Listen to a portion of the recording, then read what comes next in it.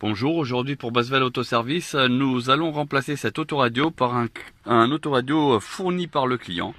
On va vous montrer ça. Donc là on va retirer l'autoradio d'origine et puis je vais vous mettre en place l'autoradio fourni par le client ici. Voilà, donc c'est une chinoiserie mais on fait la pose des autoradios extérieures sans aucun problème.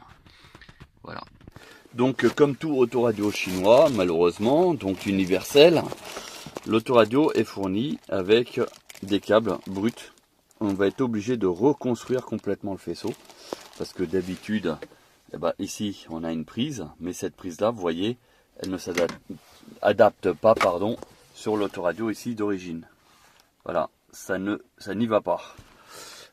Et en plus, comme vous pouvez voir au niveau de la taille de l'autoradio, c'est pas forcément de la super qualité, mais bon, on va pas non plus juger sans avoir testé le matériel. A priori, il y a déjà un micro intégré, un port infrarouge, lecteur carte mémoire, USB en façade et auxiliaire, donc il a l'air d'être complet. Avec à l'arrière des branchements pour sortie vidéo. Et il y a aussi une entrée caméra. Donc ça peut être intéressant. Et puis il doit y avoir une prise pour une micro extérieure. Voilà. Bon écoutez, on va brancher ça en espérant que ça fonctionne. Donc on va construire le faisceau ici. Donc les prises qui sont fournies, nous on va construire le faisceau de manière à ce que ça puisse s'adapter. Donc ici. Donc l'autoradio a été branché et on s'aperçoit que voilà, j'ai mis que l'alimentation, ça sert à rien de mettre les haut-parleurs.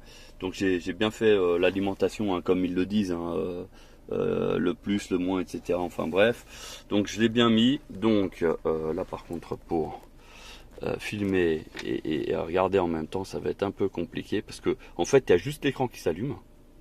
Et puis après ça s'éteint et il n'y a plus rien. Voilà, donc en plus de ça, au niveau taille de l'autoradio, vous voyez, ça a un trou. En fait, ça ne couvre pas intégralement le trou d'origine. Donc c'est ce qu'on n'arrête pas de dire aux clients, que il faut absolument un autoradio prévu pour le véhicule.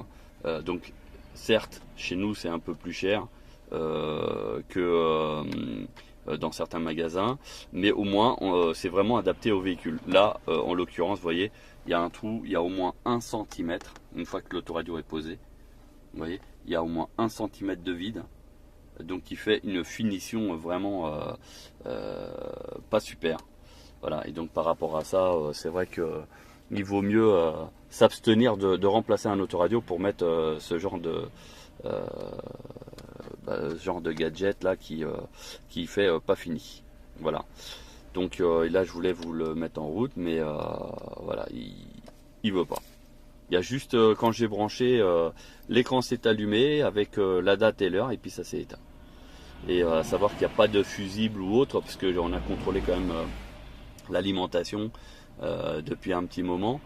On a tout contrôlé, des fois que dans la réflexion du faisceau il y a eu une erreur, et puis au final non. Donc vous voyez, on a construit directement un faisceau directement sur la prise ici, de façon à laisser la prise d'origine pour pouvoir remettre éventuellement l'autoradio d'origine plus tard si besoin. Voilà, donc là du coup on va refaire un test, et puis si c'est pas concluant, on va tout simplement remettre l'autoradio d'origine et puis informer le client que son achat où il a fait des économies, au final il comprendra les économies réalisées parce qu'il ne fonctionne pas tout simplement.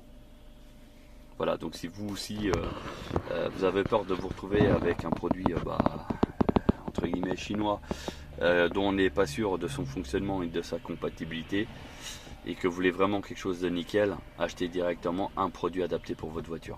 C'est le seul conseil qu'on peut vous donner. Voilà, donc n'hésitez pas à consulter nos autres vidéos sur notre page Facebook et YouTube. Et puis si vous avez besoin de conseils, n'hésitez pas. Sur ce, bonne journée, à bientôt.